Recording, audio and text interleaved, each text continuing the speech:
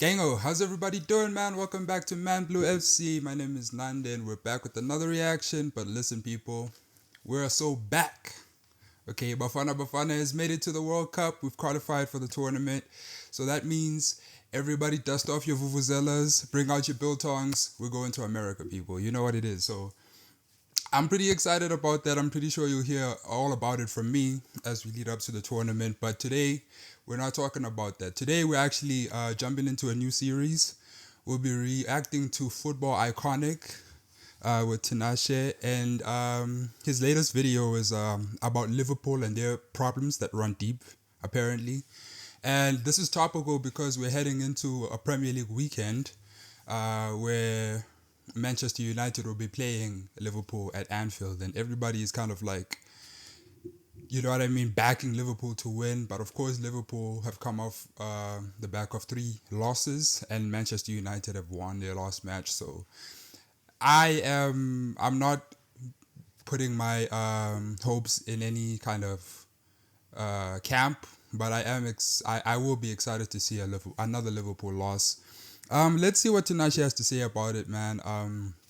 Don't really have too much else to say about it, man. Let's just jump right into the video. Liverpool are in a situation that's quite precarious for a lot of reasons. Big winners, heralded as the best club in the world for large portions of last season, deservedly so for those portions, until they were knocked out of the Champions League by the actual best team in the world, champions of England nonetheless, only to then lose a major part of the squad in horrific fashion in Diogo Jota, the biggest spenders in the world with a perfect start to the year, currently only 1 point off the top, yet also, strangely enough, currently slumped in the corner for a breather in the international break after a nasty 3-piece combination from their last 3 opponents. Something's wrong, I guess, but what?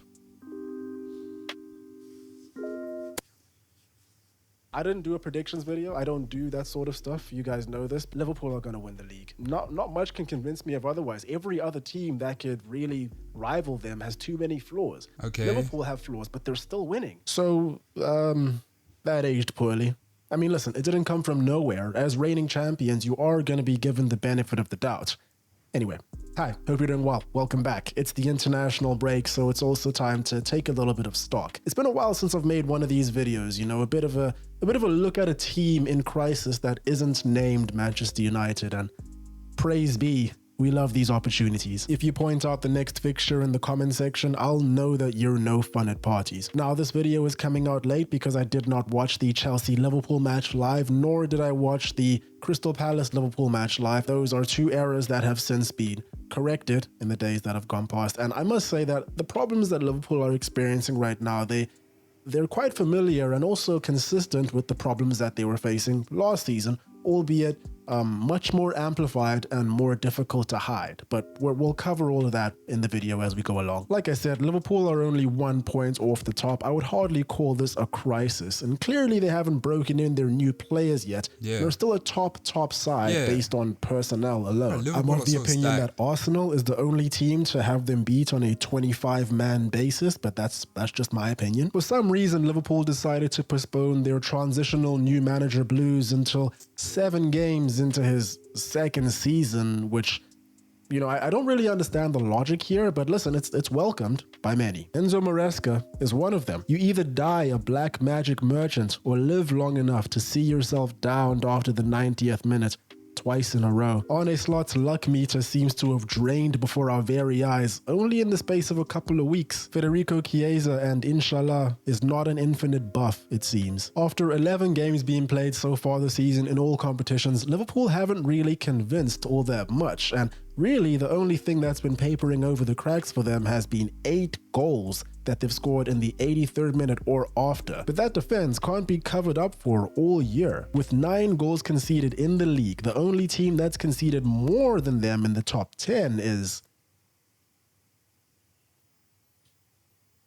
Moving along. Last year, when Arne Slot arrived at Liverpool, he was the talk of the town. For good reason too. Tactical innovation, a willingness to learn, and also that blunt charisma. And he did all of that without really spending all that much money, or any money at all, that's apart true. from Federico Chiesa, who was exactly. injured throughout the entire year. There was this big, sense of anticipation that coming into this year, it would really be a breakout year after the hundreds of millions that's been spent on all this new talent, but it just hasn't really materialized. And yes, like I said, it's hardly a crisis to be in the position that they're in right now, but when a team like Liverpool loses this many games in a row, narratives are going to be talked about, and YouTube videos and articles and all that are going to be, created. So it's the world we live in. Liverpool have always been wasteful in attack. They miss a lot of opportunities. This is something that hasn't really mattered in the past due to the high frequency of chances that they create. They're still creating and scoring those chances. They're only 2 off Manchester City in first place for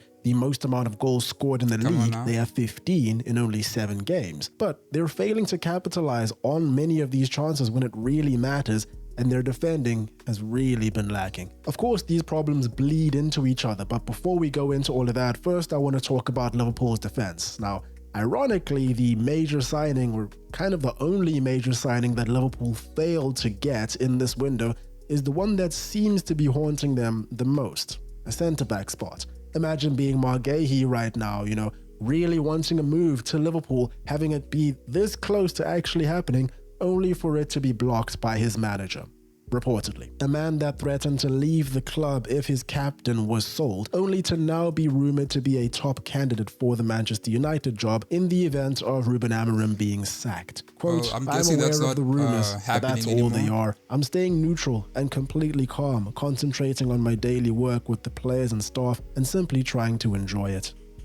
I don't know about you guys, but that does not sound like a man that's denying the rumors. Let's put it that way. Marguehi must be loving this timeline. But Palace are flying high right now, and why ruin a good thing? Don't be like me, big man. Every time you catch yourself saying the words, I can fix her, it's never going to work out well. Physically, emotionally. You'll end up being a husk of the man that you once were before saying those words. Liverpool's defense. Liverpool have always had a leaky defense, even going back to last season. We all know that to be true, but it didn't really matter because they would just outscore their opponents. They're not doing that last part anymore though. For the longest time, Liverpool were the blueprint, the epitome of counter-pressing, preventing your opponent from progressing and turning their build-up into goals for themselves. And remember, this is not only last season, it's the Liverpool brand for the last 10 years, the Klopp brand, the Slot brand. But it's also well documented that if you're able to play through that first line of defense, that counter press, and get into their midfield, into their final third, it's not as hard as you might think to get lucky. It's a lot easier to get into those positions now. Let's take a look at some of the goals conceded so far this year and see if we can spot any patterns in particular. Here's Crystal Palace in the Premier League from just about 2 weeks ago from recording this video. Here's Konate getting caught in possession early in the game, something that happens quite frequently actually. He gets squeezed by Palace's press, gets dispossessed, and Sarr is off, with Alisson coming to the rescue when the eventual shot comes in. Right now, Liverpool's flanks are quite vulnerable and there's a pretty high susceptibility to long diagonals and letting the ball bounce and failing to recover that second ball. We see that over here as Palace carve out yet another opportunity. This next one happens off screen to the right, so you can't really see it from the screenshot. But Konate for some reason pushes up to play Sarr off sides while he's already started his run and started from an onside position, despite the fact that the ball is already in play and he scrambles to recover. It's another chance that should have resulted in a goal, but Liverpool are lucky as it cracks the inside of the post by a Mateta strike. In fact, so often this season I've seen a lack of communication or a lack of organization between Van Dijk and Konate or whoever's playing CB for Liverpool that's led to balls going in successfully behind, and it's quite worrying. Here it is in the Community Shield. This is the attack that led to Palace's penalty, which gave Palace their first goal. It's just so easy to bypass the midfield and play this ball through. Back to the most recent Premier League clash between these two sides, and both goals that Palace scored came from set pieces. The absolute bane of a weak defense. For the first goal, a corner is allowed to bounce and bobble around the box. For the second, it's a result of a frantic finish late in the game and Frimpong being caught out after a long throw. European football's new favorite hack. Imagine what a prime Rory Delap would cost in today's market. I have it on good authority that Arsene Wenger still loses sleep over this man. It is getting dark outside. Much better. Again, speaking about how easy it is to bypass Liverpool in the midfield this season, we go back again to the Community Shield, where Crystal Palace well and truly do have their number this season. This is for their second goal to make it 2-2. A ball easily won in the middle, a lack of pressing aggression, Wharton to Sarr, and a really easy looking but brilliant goal. Perhaps this is useful information to anyone that still thinks that the Community Shield is a nothing game that we can't really take anything away from, because the champions, Liverpool, are still playing like the way they did in that game in a lot of ways. 11 games into the new season. Let's look at the Galatasaray game and show another example of a team that's found it easy to weave through their midfield. Akgün gets the ball in the midfield and maneuvers a great position, has a lot of time to find Yilmaz, who really should have scored a goal here. It was a penalty scored by Victor Osimhen in this game that was ultimately Liverpool's undoing, but it probably could and should have been a lot worse. Again, we see another example of Victor Osimhen going 1v1 against Liverpool's keeper but failing to score. A real let-off for Liverpool because we all know how good this man can be. Versus Chelsea, when I was rewatching this match, I couldn't really believe my eyes the things I was seeing. For the first goal, Caicedo has enough time to file his taxes with the space he's given here. There's brilliant support running being done by Malo Gusto to keep Van Dijk and Kerkez occupied. But what is this effort from McAllister? It's crazy stuff, man. Caicedo composes himself for the shot twice before launching that rocket. The second goal was again a case of just switching off. Moments before, we see Kerkez bending over in exhaustion. He's gassed, and Estevao takes advantage and wins it.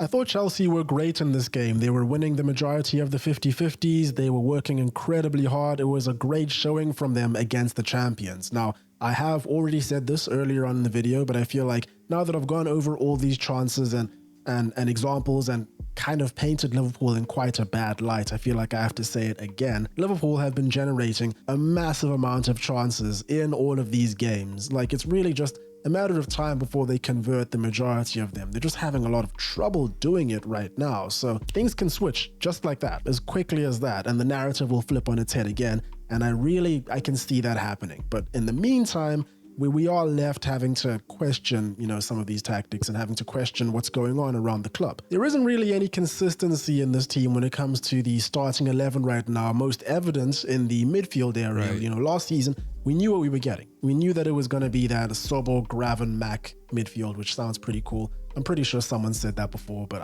I'm going to pretend like I just said it for the first time. But now, we have so many players. Well, Liverpool has about 5 positions or 5 spots available for about 10 players. 10 players who all believe that they should be superstars and starting and doing really well, which is what you want in a team, but doesn't work so well when the manager doesn't seem to have struck up a harmony, found a way to put all these chess pieces together to make them work in the best way possible. For so long, Liverpool's fullbacks have been one of their biggest strengths. They're not exactly where I would look to for top performers at the moment. And I know that he's been playing there lately, but I wouldn't really put Dominik Szoboszlai in that same category because I think he's been quite good this season, at least when I've watched him. He's just playing out of position and also trying to play several positions at the same time. Speaking of which, Mohamed Salah's lack of tracking back has really been costing Liverpool, but it wasn't that big of a problem before when they had Dominik Szoboszlai covering up for his every move consistently, which he can't do anymore because he's being played further and further back. The only problem, the major problem with Szoboszlai, in my eyes, is that Liverpool only have one of him. I would be a silly man to count out Florian Wirtz this early in the year, and I think you would be too. But he's not in good form at the moment, we can all admit that. He's missed quite a few clear-cut chances that I've seen, and he's probably also been a little bit unlucky with the fact that some of his teammates have failed to convert the opportunities that he's made for them. And he hasn't grabbed an assist or two. His record is looking a bit barren right now. I do think that Liverpool are missing someone like Luis Diaz. I don't think they have anyone that has the tenacity that he did, that relentless drive and tenacity. Yes, he may not have played his best games all the time, but what he gave you was just this ruthless hard work, which you can see him applying at Bayern Munich right now. Coincidentally, he actually scored twice over the weekend. I think Chiesa has probably done enough to Diaz is deserve so a little good, bit more man. game time, but it does seem like Still. he has the right attitude. I believe a couple of weeks ago, he was left off of Liverpool's Champions League squad and responded extremely professionally, just saying that he's there to work hard and try and get into the team next time. So hats off to him. And then we have Alexander Isak. For a man that loves going on strike so much, he hasn't exactly been the striker that we all know him to be. That was terrible. But That let's was be real horrible, here. but The yeah, aura let's of keep going. invincibility, that champion glow, that inevitability of red glory has fallen away for these guys at the moment. But no team is without their faults, which is why I think that the likelihood that this is just a blip are quite high. You know, today, Liverpool, tomorrow, Arsenal, the next day, Man City. It's a very competitive league. Anything can happen. And there we have it. Let me know what you guys think about Liverpool, about the Premier League, about all the things that are happening right now. If you haven't seen it so far, I made a Sir Alex Ferguson video the other day talking about his Aberdeen days. And if you're a Manchester United fan and you want some fuzziness at the moment, some good times, go ahead and watch that. And if you're someone that thinks that Ferguson just got lucky at United or have been underestimating him when comparing him to other managers, then you can check that one out too. And the next one will be also another big one. It'll be on Bayern Munich, so that'll come out probably early next week or later in the week. We'll see how it goes. That's all for me today. Hope you guys enjoyed. Hope you're having a great day. Cheers, and I will catch you in the next one. Shout out to Tinashe, man. That was football iconic. Tinashe, articulate as always, as ever. And yeah, so a lot of interesting points there. A few things that I kind of put out of my mind because of certain factors. But one of those few things is the fact that Liverpool sold off Luis Diaz to Bayern, and to their detriment. I know. Listen, Liverpool has had like one of the greatest transfer windows I've seen in a very long time. Like, I want to say since I've been watching the Premier League, but maybe that might not be accurate, but maybe it could be. So much so that a lot of people, a lot of fans, especially a lot of rival fans, have kind of resigned themselves to giving Liverpool the title.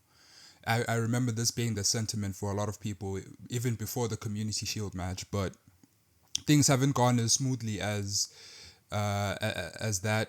And and by the way, the other reason why people are kind of like have Liverpool as their favorites for the title is because they won the title last season with just Federico Chiesa, as an addition. He was just the only person that they brought in, and having a new manager and all that stuff. Like, Arne Slot has been absolutely phenomenal for that club. So I don't think any Scouse fan should be placing the blame on him. You know what I mean? I think it's more so a thing of there's like a lot of new faces and people are having a hard time kind of like clicking with each other. We didn't think this would be the case because, we all know the quality of these incoming players. Florian Wirtz was a dynamo at his old club. So was Alexander Isak. So it's going to happen eventually, but it isn't happening right now. And that's raising a lot of concern for Scouse people. And it's bringing a lot of joy to me and a lot of our rival fans. So, like I said, people, I hope Liverpool lose. I know it's very unlikely. They're playing at Anfield on Sunday.